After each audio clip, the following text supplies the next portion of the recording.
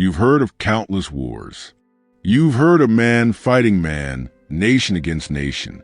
But have you ever heard of a modern army, armed with machine guns, officially declaring war on birds? And what if I told you the army lost? In this video, we're going to tell the story of one of the strangest conflicts in all history. So stay with us until the very end, because you're about to learn a bizarre secret of history that you have never heard before. The year is 1932. The world is in the grip of the Great Depression, and in Western Australia, farmers are facing a crisis of biblical proportions. But their enemy isn't the economy. It's an invading horde, an army of 20,000 soldiers marching across the farmlands, destroying everything in their path. These soldiers were fast, they were tough, and they were emus.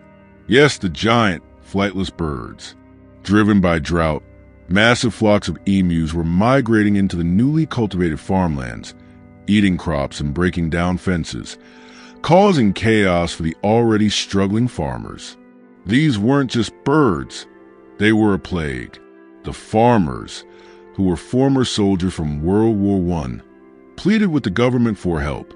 They had a simple request: send us machine guns to fight this feathered menace.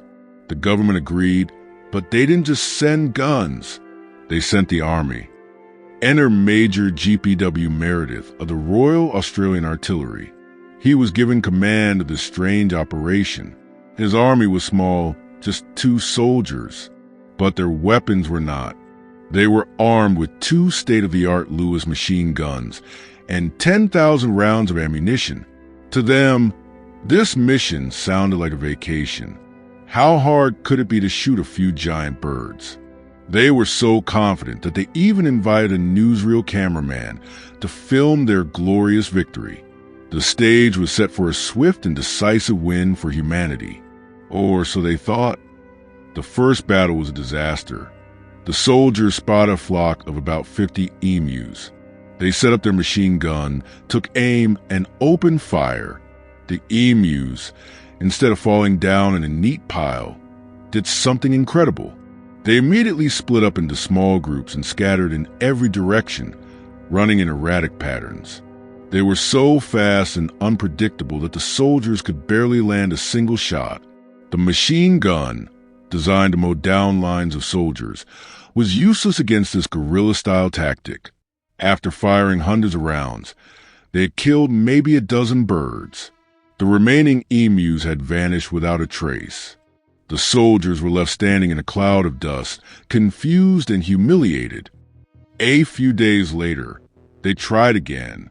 This time, they planned an ambush near a dam, where 1,000 emus were spotted. But as the soldier truck approached, the lead emu seemingly gave a warning call, and the entire flock scattered before the gun could even be set up. The war continued like this for a month. The soldiers were outsmarted at every turn. Major Meredith famously said that if they had a military division with the bullet-carrying capacity of these birds, they could face any army in the world. Finally, after using nearly all their ammunition and with very few kills to show for it, the Australian military officially withdrew. They surrendered. The birds had won. The media had a field day, mocking the army for losing a war, the flightless birds. So the Great Emu War ended in a humiliating defeat for humans. But here's the secret that nobody tells you. The war wasn't truly over. After the army failed, the government put a bounty on emu beaks, encouraging private hunters to do the job. And over the next few years, these bounty hunters were far more successful than the army ever was, killing tens of thousands of emus. So the secret isn't just that an army lost birds. The real secret is that sometimes a centralized, high-tech plan is no match for the chaos of nature and the determined efforts of individuals. The army, with all its power, failed. But the simple farmer, protecting his land, eventually found a way. The Emu War is a hilarious and bizarre reminder that history is often stranger than fiction. What do you think is the strangest war in history? Let me know in the comments below. And if you enjoyed this unbelievable true story, make sure you hit that like button and subscribe for more historical secrets.